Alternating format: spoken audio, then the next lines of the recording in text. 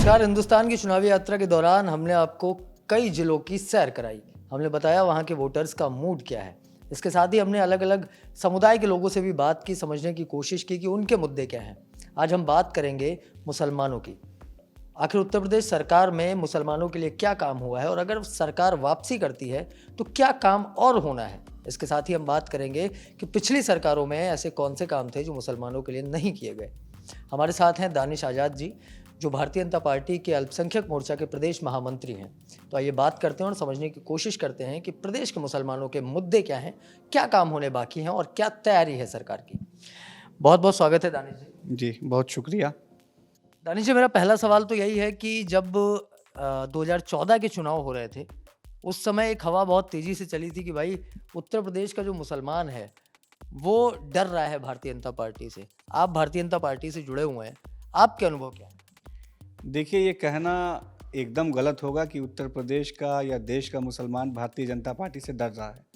ये एक भ्रम फैलाया गया था जो तमाम विपक्षी पार्टियां हैं, जो सपा है, बसपा है, कांग्रेस है, उनके द्वारा एक ये मुसलमान भाइयों में ये भ्रम फैलाया गया था क्योंकि सपा, बसपा, कांग्रेस मुसलमानों को केवल वोट बैंक की तरह इस्तेमाल करते थे। तो उनको ये डर था कि अगर भारतीय जनता पार्टी को मुसलमान वोट देगा, मुसलमान अगर भारतीय जनता पार्टी से जुड़ जाएगा, तो जो उनका एजेंडा है कि मुसलमान को केवल वोट बैंक समझे और चुनाव में उनका वोट लें, उनको चूसे और चुनाव के बाद उनको वापस फेंक दें। और मुसलमानों के लिए कोई उत्थान का काम न सपा ने किया, न बसपा ने किया, न कांग्रेस ने किया। और 2014 की अगर मैं बात बताऊं तो ये तमाम विपक्षी पार्टियों को मालूम था कि अगर भारतीय जनता पार्टी आई तो भारतीय जनता पार्टी का एजेंडा है एकमात्र विकासवादी राजनीति करना। तो अगर मुसलमानों की वो विकास करेगी सत्ता में आके तो मुसलमान ऑटोमेटिक उनसे जुड़ेगा और मुसलमान उनसे जुड़ेगा तो उनका वोट बैंक खिसक जाएगा। तो इस डर से तमाम विपक्षियों ने ये 2014 हो गया, 17 हो गया, 19 हो गया, उन्होंने ये भ्रम फैलाने का काम किया और 2014 में भी वो मुंह की खाए, 2017 में भी उनको विफलता मिली, 2019 में भी विफलता मिली और 2022 में उनको इतनी करारी हार मिलने जा रही है। और तमाम उत्तर प्रदेश का मुसलमान आंख बंद करके आज भारतीय जनता पार्टी पर भरोसा कर रहा है क्योंकि पिछले 5 साल में जब से 2017 से उत्तर प्रदेश में भाजपा की सरकार आई है, पार्टी ने, संगठन ने, सरकार ने केवल प्रदेश के हर व्यक्ति के उत्थान के लिए काम किया है, चाहे वो मुसलमान हो, चाहे हिंदू हो, चाहे सिख हो, चाहे ईसाई हो। लेकिन दानिश जी, एक ये समस्या बड़ी आई जब हम लोगों से बात कर रहे थे, तो उनका कहना अभी भी कहीं न कहीं लोग हैं ऐसे जो कह रहे हैं कि भाई भेदभाव होता है। क्या इसमें सरकार की कमी है या स्थानीय लेवल के जो नेता हैं उनके अंदर कुछ ऐसी कमी रह गई है जिसकी वजह से सीधे तौर पे जो लोग हैं वो ये अभी भी मानने को तैयार नहीं कि भारतीय जनता पार्टी पूरी तरीके से सबको साथ लेकर के चल रही है? देखिए, आपके चैनल के माध्यम से मैं सबको ये बताना चाहूँगा कि कहीं भी किसी भी स्तर पे कोई भेदभाव नहीं हो रहा है। आज आप देखिए, आज़ादी के बाद तक आज तक मदरसा एजुकेशन के रिफॉर्मेशन का काम किसी सरकार ने नहीं किया, लेकिन मदरसा एजुकेशन के रिफॉर्मेशन का काम भारतीय जनता पार्टी ने किया। आज मदरसे का बच्चा जहां उर्दू, अरबी और कुरान शरीफ पढ़ता है, उसके साथ साथ वो मॉडर्न एजुकेशन भी ले रहा है, चाहे वो मैथ्स हो, चाहे कंप्यूटर हो, चाहे इंग्लिश हो, चाहे साइंस हो। आज मदरसे में एनसीईआरटी के कोर्स लागू हैं और मदरसे का बच्चा दीनी तालीम के साथ साथ दुनियावी तालीम हासिल कर रहा है और अपनी जो रोज़ी रोटी के जो ज़रिए है उसको वो तैयार कर रहा है, पहली चीज़। दूसरी चीज़ आप ये देखिए कि जब से आज़ादी का और आज तक 2014 से पहले तक हज का कोटा 1 लाख हुआ करता था और आज आप आंकड़ा उठा के देख लीजिए 2 लाख से ऊपर हज का कोटा है। इसी तरह आप देख लीजिए जो बुनियादी सुविधाएं हैं, अल्पसंख्यक बाहुल बस्तियों में अस्पताल बनाने का काम हो, वहाँ स्कूल इंस्टीट्यूशंस बनाने का काम हो, कन्वेंशन सेंटर बनाने का काम हो, ये तमाम काम वक्फ विकास निगम के माध्यम से भारतीय जनता पार्टी कर रही है। तो जो भी मुसलमानों की बुनियादी सुविधाएं हैं, बुनियादी ज़रूरतें हैं, उसको पूरा करने का काम भारतीय जनता पार्टी कर रही है। और केवल मैं आपको बता रहा हूँ ना, ये जो आप बोल रहे हैं ना, ये केवल विपक्षी पार्टी सपा, बसपा, कांग्रेस के कार्यकर्ता, उनके नेता केवल ये बात करने की बात करते हैं। और ग्राउंड पे अगर आप जाइए, मुसलमानों से पूछिए तो मुसलमान आज पूरी तरीके से संतुष्ट है भारतीय जनता पार्टी से और 22 में बड़ी भारी बहुमत से आप मुसलमानों का जो बाहुल बूथ है, मुस्लिम बाहुल बूथ का आप आंकड़ा निकाल के देखिएगा, हर बूथ पे बड़ी संख्या में भारतीय जनता पार्टी को वोट मिलने का काम 2022 में होने जा रहा है। बड़ा दावा कर रहे हैं दानिश आज़ाद, लेकिन दानिश समाजवादी पार्टी के नेता हैं अखिलेश यादव, उनका कहना है कि भाई मुसलमानों के रहनुमा तो सिर्फ हम हैं। इसके साथ ही एक नए खिलाड़ी आए हैं इस बार चुनाव में, ओवैसी साहब हैदराबाद से, लगता है कुछ फर्क डालेंगे? देखिए, ओवैसी जी तो चुनावी मेढक हैं।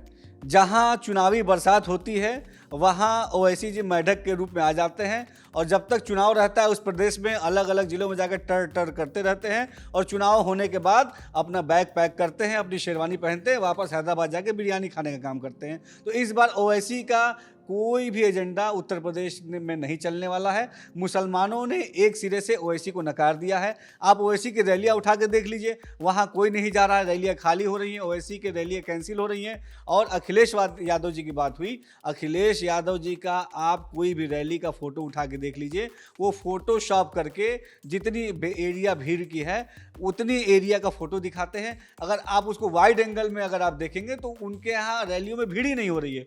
तो अखिलेश हों चाहे ये ओवैसी हों, इनको उत्तर प्रदेश के नौजवानों ने, उत्तर प्रदेश के मुसलमानों ने इनको नकार दिया है, क्योंकि अब उत्तर प्रदेश के नौजवान और मुसलमान को ये समझ में आ गया है कि अगर सही मायनों में उनका कोई विकास कर सकता है तो भारतीय जनता पार्टी कर सकती है। और इसलिए कर सकती है कि पिछले 5 साल में 2017 से लेके आज 2022 तक हर मोर्चे पे, चाहे वो रोजगार का मोर्चा हो, चाहे स्वास्थ्य का मोर्चा हो, चाहे सुरक्षा का मोर्चा हो, हर मोर्चे पे भारतीय जनता पार्टी ने पूरी ईमानदारी के साथ ग्राउंड लेवल पे काम करने का काम किया है। और हमारे पास बहुत बड़ा विज़न है। 22 में हमको पुनः अपने जनता का प्यार मिल रहा है और हम बड़े विज़न पे काम कर रहे हैं। 22 के बाद जब हमारी सरकार आएगी तो आप देखिएगा अगले 5 सालों में हम इतनी बेहतरीन काम करने जा रहे हैं कि हमारी आम जनता हमसे इतनी जो अपनी मोहब्बत वोट के रूप में देगी, हम उस वोट का कर्जा विकास करके देंगे। चलिए दानिश जी, अब चुनाव की बात हो रही है, आप भारतीय जनता पार्टी से हैं, ओवैसी की बात हो रही है, तो मेरा अगला सवाल यही है कि विपक्ष कहता है कि ओवैसी साहब तो भारतीय जनता पार्टी की ही बी टीम है, क्या कहेंगे? अब देखिए, विपक्ष क्या कहता है इसके बारे में तो मैं कुछ नहीं कहूँगा। आरोप लगाया तो जवाब तो देना पड़ेगा। लेकिन आम जनता ये कहती है कि हमारे साथ बस एक टीम खड़ी है, वो भारतीय जनता पार्टी की टीम खड़ी है। आज हर गली, हर मोहल्ले, हर नुक्कड़ पे आप जाइए, भारतीय जनता पार्टी का पदाधिकारी, भारतीय जनता पार्टी का कार्यकर्ता आपको ग्राउंड पे मेहनत करती दिखेगा। वो भारतीय जनता पार्टी का कार्यकर्ता रोड बनाने के लिए संघर्ष करता दिखेगा कि हमारी मोहल्ले की रोड खराब है, हमारे मोहल्ले की रोड अच्छी से अच्छी बन जाए ताकि हमारे मोहल्ले वालों को जो परेशानी हो रही है उसको दूर हो जाए। भारतीय जनता पार्टी का कार्यकर्ता आपको हॉस्पिटल में दिख जाएगा, जो बीमार है, जो मरीज़ हैं, उनका इलाज कराते हुए। लेकिन अगर आप सपा का कार्यकर्ता देखेंगे तो वो दिखेगा कहाँ, एक्सीएन के आवास के बाहर, ताकि मुझे ठेका मिल जाए, मेरी दलाली चले। वो मिलेगा अस्पताल में जो सप्लाई जहाँ होती है, ताकि उसको सप्लाई का काम मिल जाए, ताकि उसकी दाल रोटी चले। यही फ़र्क है भारतीय जनता पार्टी के कार्यकर्ता में और सपा बसपा के कार्यकर्ता में। सपा बसपा का कार्यकर्ता जब घर से निकलता है तो उसका एजेंडा होता है कि आज मैं घर वापस आऊँ तो कम से कम 10,000 रुपये कमा के समाज के लोगों को बेवकूफ़ बना के, नौकरी के नाम पर ठग के, स्वास्थ्य के नाम पर ठग के, रोड के नाम पर ठग के मैं कमा के ले आऊँ। और भारतीय जनता पार्टी का कार्यकर्ता सुबह जब घर से निकलता है तो इस भावना से निकलता है कि आज मुझे जाके राष्ट्र की सेवा करनी है, देश की सेवा करनी है, अपने मोहल्ले को, अपने गली को, अपने विधानसभा को और अच्छा और बेहतर बनाना है। तो आप खुद देखिए कि जिसकी अच्छी सोच है, जिसकी अच्छी नीयत है, उसके साथ ऊपर वाला अच्छा करता है। और 2017 से लेकर 22 तक हमारी पार्टी ने इतनी अच्छी सोच, इतनी अच्छी नीयत के साथ काम किया है कि 2022 में आप देखिए इतनी भारी बहुमत से हम पुनः सरकार बनाने जा रहे हैं कि 11 तारीख के बाद आप खुद मिलेंगे और मुझे मिठाई खिलाएंगे। चलिए दानिश भाई, आप युवा हैं तो अब थोड़ी सी बात युवाओं पे भी कर लेते हैं। हम जब ग्राउंड जीरो पे लोगों से बात कर रहे थे, उनकी समस्याएं सुन रहे थे, तो युवाओं का कहना था कि बेरोजगारी एक बड़ा मुद्दा है और इसको लेकर के सरकार को काम करना चाहिए, किसी की भी सरकार बने। क्या तैयारी है आगे की, खासकर मुस्लिम युवाओं की? देखिए, आपने जो टर्म बोला युवा, तो मैं बहुत ईमानदारी से इस बात को जवाब दूंगा। हमारी सरकार, भारतीय जनता पार्टी की सरकार, योगी जी की सरकार, मोदी जी के नेतृत्व में उत्तर प्रदेश के हर जिले के पूर्ण विकास के लिए काम कर रही है। आप देखिए, पिछले 2 सालों में 3 साल हो गए लगभग, कोरोना की काल की इतनी भारी विपत्ति के बावजूद भी हमारे उत्तर प्रदेश की अर्थव्यवस्था इतने अच्छे से पटरी पे चल रही है। हमारे उत्तर प्रदेश की स्वास्थ्य सेवाएं इतने अच्छे से पटरी पे चल रही हैं। ये इतने अच्छे से पटरी पे इसलिए चल पा रही हैं क्योंकि उत्तर प्रदेश में भारतीय जनता पार्टी की सरकार है और हम मोदी जी के विजन पे काम कर रहे हैं। मोदी जी का विजन है कि हमको अपने उत्तर प्रदेश को उत्तम प्रदेश बनाना है और आप आंकड़ा अगर उठा के देख लीजिए तो पिछले 4 साढ़े 4 सालों में 4.5 लाख सरकारी नौकरियां नौजवानों को देने का काम किया है तो भारतीय जनता पार्टी ने किया है। और अगर आप देख लीजिए स्वरोजगार की इतनी सारी नीतियां सरकार ला रही है कि आपको इतने आसान तरीके से आज लोन मिलने का काम हो जाता है कि किसी के पास कोई बिजनेस का आइडिया है उसको बैंक आसान शर्तों पे लोन दे देता है और वो एक आदमी 10 और लोगों को नौकरी देने का काम करता है। तो इतनी अच्छी व्यवस्था उत्तर प्रदेश में चल रही है कोरोना काल के बावजूद भी। और आप देखिए, मैं तमाम आपके चैनल्स के माध्यम से वो नौजवानों को एक बात बताना चाहूँगा कि इस कोरोना काल में भारतीय जनता पार्टी एक ऐसी सरकार है जहां एक भी भ्रष्टाचार सामने नहीं आया।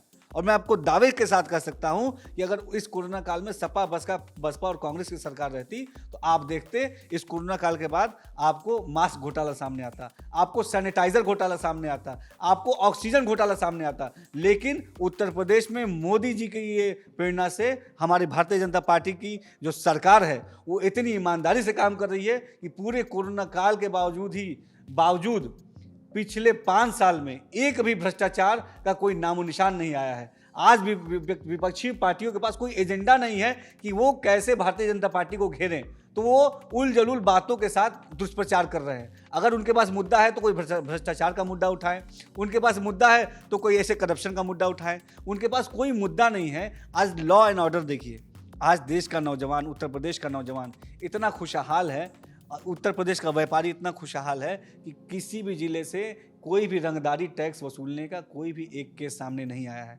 पिछले सरकारों में कोई आदमी बिजनेस खोलता था, कोई आदमी ठेकेदारी करने जाता था, कोई आदमी कंपनी लगाता था, कोई आदमी इंडस्ट्री लगाता था, तो उसके पास लोकल गुंडे पहुंच जाते थे और जब तक वो रंगदारी नहीं देता था तब तक उसको वहाँ काम करने नहीं दिया जाता था। और आप तो भाई गांव-गांव शहर-शहर घूम रहे हैं, किसी से भी माइक लगा के पूछ लीजिएगा किसी व्यापारी से कि भाई पिछले 5 साल में तुमसे कितना गुंडा टैक्स वसूला गया है। अगर आप बता दीजिएगा, एक ने भी आवाज़ उठाई तो क्या बात, ठीक है। आप ये ज़रूर सवाल पूछिएगा क्योंकि ग्राउंड का रिपोर्ट, मैं तो भारतीय जनता पार्टी का नेता हूँ, मैं तो अपनी पार्टी की बड़ाई करूँगा ही, लेकिन भारतीय जनता पार्टी की एक अच्छी खासियत ये है कि हम जो करते हैं वही कहते हैं। तो हमने ये किया है, इसलिए हम कह रहे हैं कि हमारे उत्तर प्रदेश का व्यापारी आज सुरक्षित है कि भारतीय जनता पार्टी की सरकार है, वो ईमानदारी के साथ अपना व्यापार कर सकता है। उसके साथ किसी भी गुंडे का ये औकात नहीं है, किसी भी गुंडे की ये मजाल नहीं है कि कोई भी गुंडा फ़ोन करके कह दे कि हमको रंगदारी चाहिए। कितने अपहरण हुए हैं, आप आंकड़ा उठा के देख लीजिए, भारी अपराध के संख्या में गिरावट आई है। तो ये सारी चीज़ें इसलिए संभव हो पाई है कि उत्तर प्रदेश में भारतीय जनता पार्टी की सरकार है। और अब आम जनमानस में भी ये यकीन हो गया है कि इतनी अच्छी व्यवस्थाएं अगर हमको उत्तर प्रदेश में मिल रही हैं तो जो सरकार दे रही है, यानी भारतीय जनता पार्टी की सरकार दे रही है, तो इस सरकार को पुनः भारी बहुमत से 2022 में लाना है। चलिए, वो तो जनता ने तय कर लिया है। कई चरणों के चुनाव हो चुके हैं, कुछ जगह वोटिंग बाकी है। 10 मार्च को साफ हो जाएगा कि भाई कितना काम आपने किया है और काम का जनता पर असर क्या पड़ा है। फिलहाल बहुत शुक्रिया दानिश हमसे बातचीत करने के लिए। आप जुड़ रहिए हिंदुस्तान के साथ और जानते रहिए उत्तर प्रदेश के चुनाव का हर एक अपडेट।